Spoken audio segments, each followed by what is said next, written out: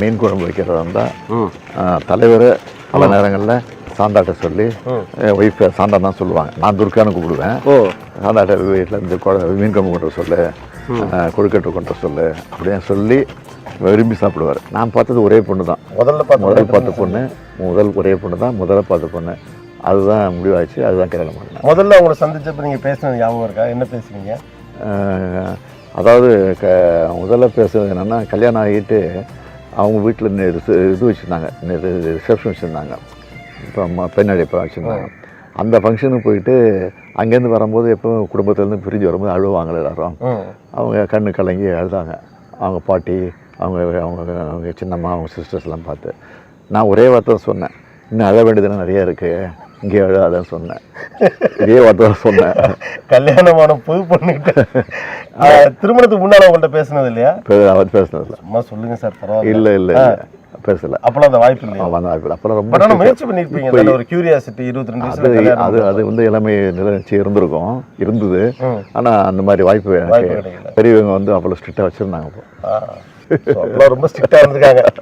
Okay, அவங்களுடைய சமையல் உங்களுக்கு எந்த அளவுக்கு பிடிக்கும்? நீங்களும் அவங்கள நார்மலாக ஒரு தினசரி வாழ்க்கையில் என்னென்ன விஷயங்கள்லாம் பேசிப்பீங்க?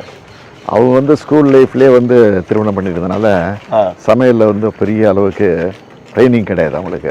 இருந்தாலும் வந்த உடனே எங்கள் அம்மா வந்து எல்லாம் கற்றுக் கொடுத்தாங்க. கற்றுக் கொடுத்து ரொம்ப எக்ஸ்பர்ட் ஆகிட்டாங்க.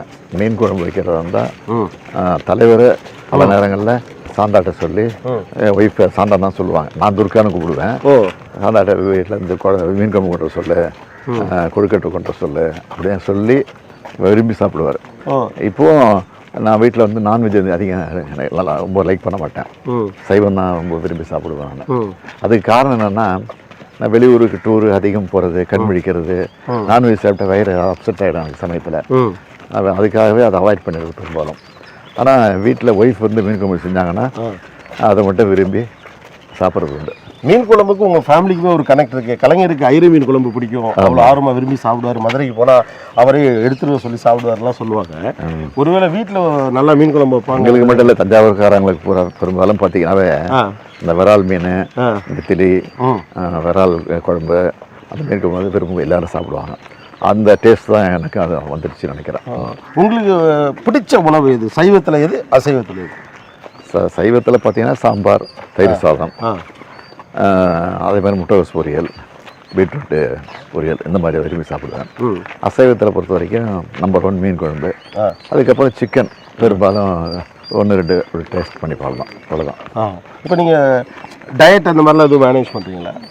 கரெக்டாக டயட்டு, அதாவது வைரமுத்து தான் ஒரு